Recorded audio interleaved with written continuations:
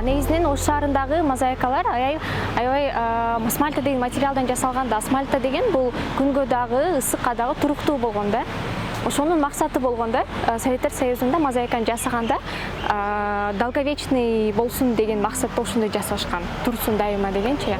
Анан аларды бир-эки жууп койсо, же болбосо тазалап койсо эле ал кайра өзүнө келип калат. Бирок азыркы учурда мозаикалар аябай жаман акыбалда. Аларды рекламный баннерлер менен жаап коюшкан үстүлөрүн. Астылары уже бара-бара алар түшүп баратат да.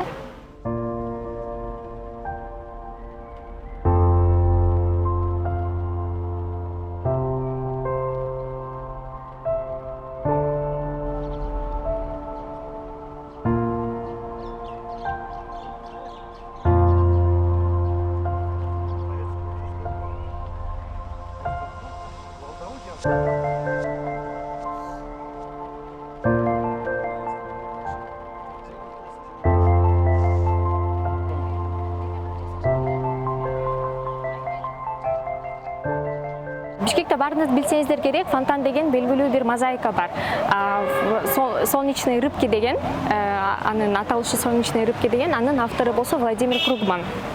Мына ушул 1978-жылы ушул мозаиканын автору келип көгүчкөндүн ушул мозаикасын жасайт. Негизинен бул дагы ошол Ош шаарындагы мозаикалар бири болуп эсептелинет, ал дагы керамическалык куштан жасалган. Ал өзү деле көрүп турсаңыздар керек, алыстан караганда бул мозаика болуп көрүнбөйт да.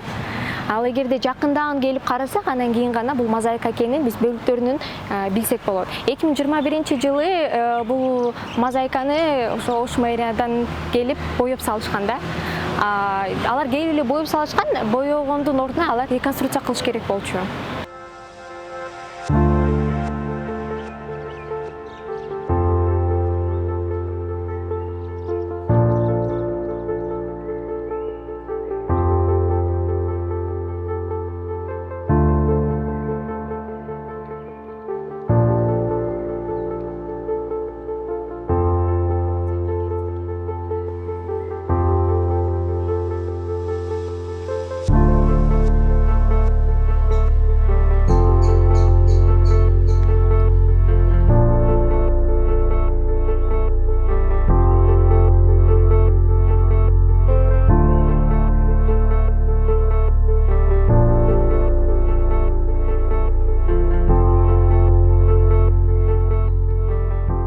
Бардык ошол бирдей цветовая гамманы колдонгон да.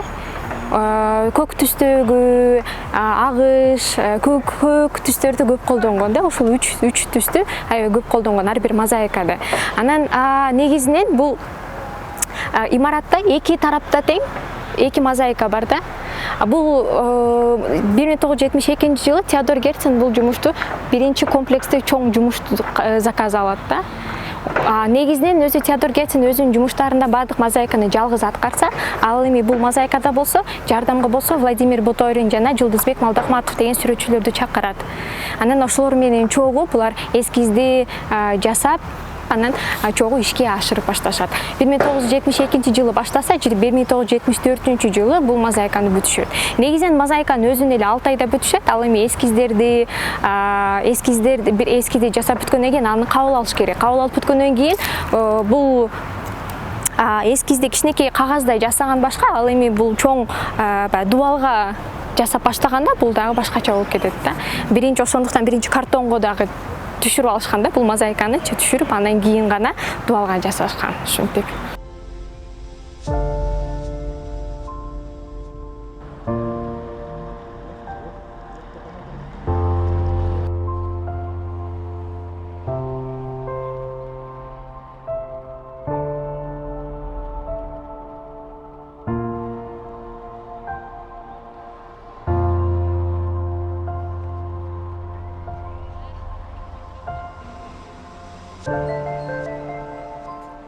Сіздер көріп тұрған бұл 5 мозаика, бұл ачык асмандағы арт объекттер. Жана биз бул мозаикалар аркылуу көптөгөн тарыхтарды айтсак болот.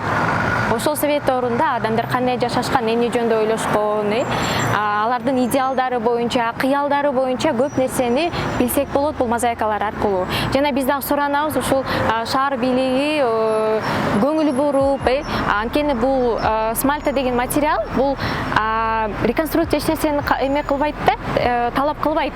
Аны бул атайын ысыкка дагы жана суукка дагы чыдамдуу болгон. Атайын ошентип жасашкан. Ошондон буларды бир гана жууп койсо, тазалап койсо, суу менен чачып бир гана жууп койсо эле булар жапжашнакай болуп калат да.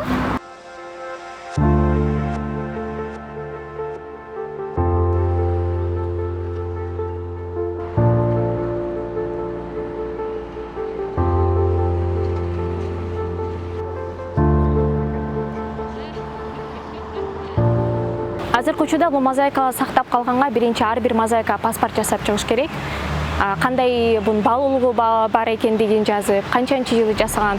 Анткени бул мозаикалардын авторлору да белгисиз болуп атпайбы. Бул советтер доорунда негизинде фишкасы болгон, атайын автору белгисиз болгон да, атайын ушундай кылышкан. Анткени бул бир гана автордун жумушу эмес, бул коллективдүү жумуш деген пропаганда болгон да.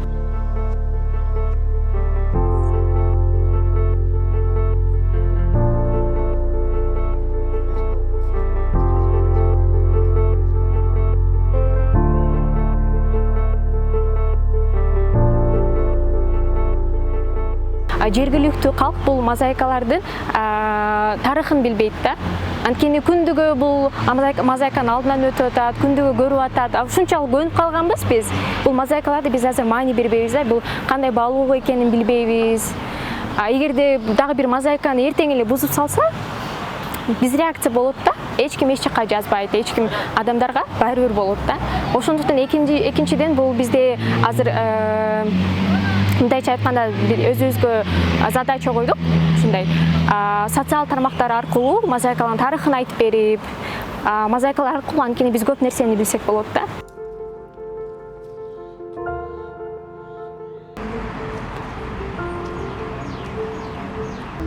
Бекемдеп